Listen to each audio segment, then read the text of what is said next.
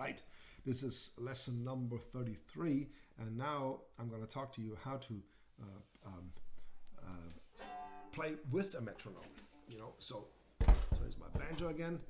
So let's say I turn this on to, let's say 80 beats per minute, and then I just turn it on. And now, before I start playing, I gotta listen to it. You know, this is the problem. Is sometimes, you know, you hear something, you want to instantly play along. You just absorb it first. You know, dun, dun, dun, dun.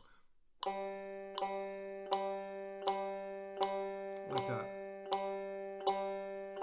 Just play the third string with your thumb.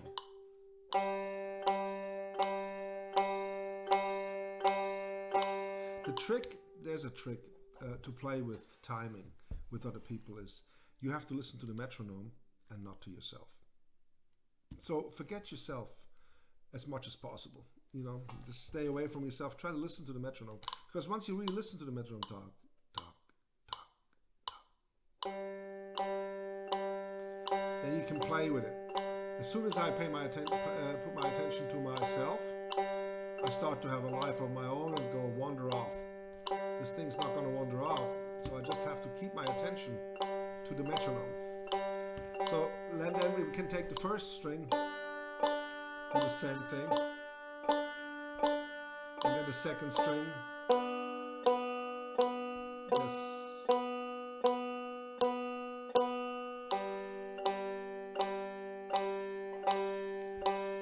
And then we can do a forward-backward roll, but we're using every note, every click now for each note. So if we have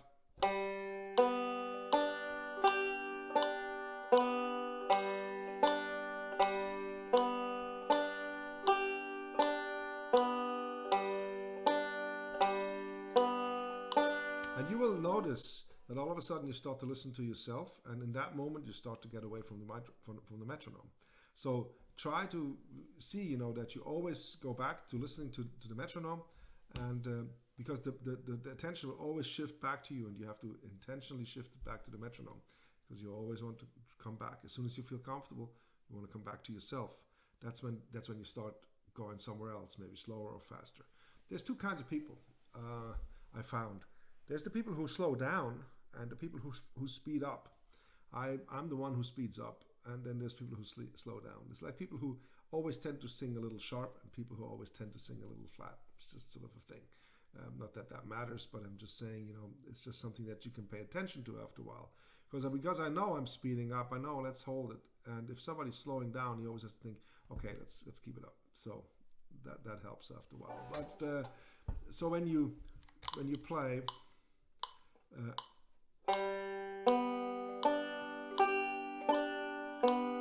When you're doing this speed, and every one of these is a quarter note. So 1, 2, 3. You know, everyone is an eighth note now. Sorry. 2, 3, 4. 1, 2, 3, 4.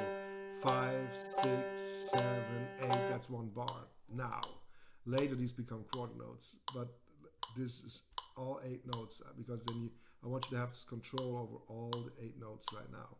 So that means if I do a basic rhythm that we had, like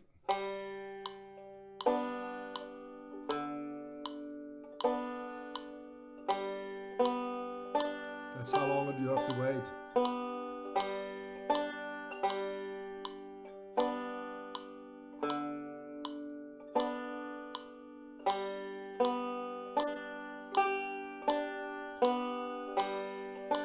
That's interesting, you know, that the waiting is harder than the playing.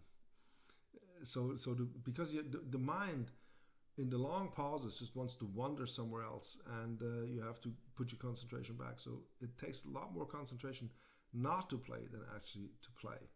Just like it sometimes is a lot harder to listen to somebody than to speak yourself. So anyway. But now I have to speak to you because I can't hear you. So here we go. So once you got this, you can also, you know, increase the speed a little bit and go, let's say, to 100, and then do the forward backward roll with every use like this.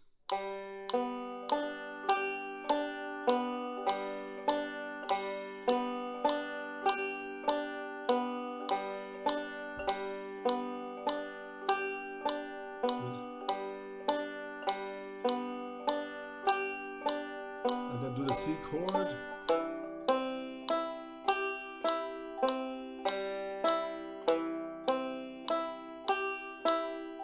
And the D chord.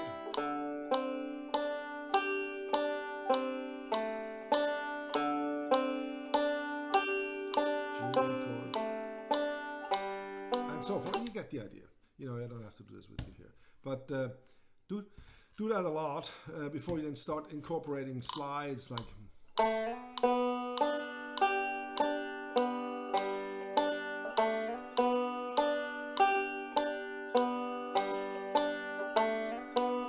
Listen, listen.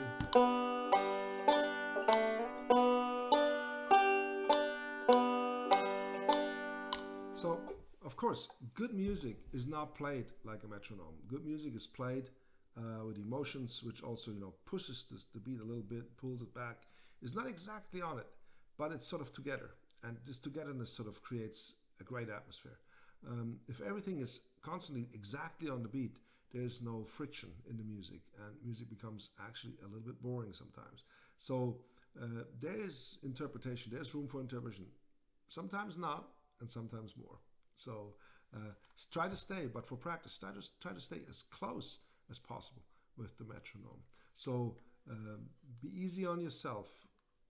Give yourself time. It's a very difficult thing to do, especially because you gotta listen and not focus on yourself. And then you start to mess up, and then you have to find where you are again. And in that time, you don't hear the metronome anymore. And then you have to find the metronome again, and then you have to play yourself and again. And you make another mistake, and then you have to. It's a battle, you know. But you get over it and go always back to a regular, good old forward backward roll just to get into the groove of things. All right. Good luck with this.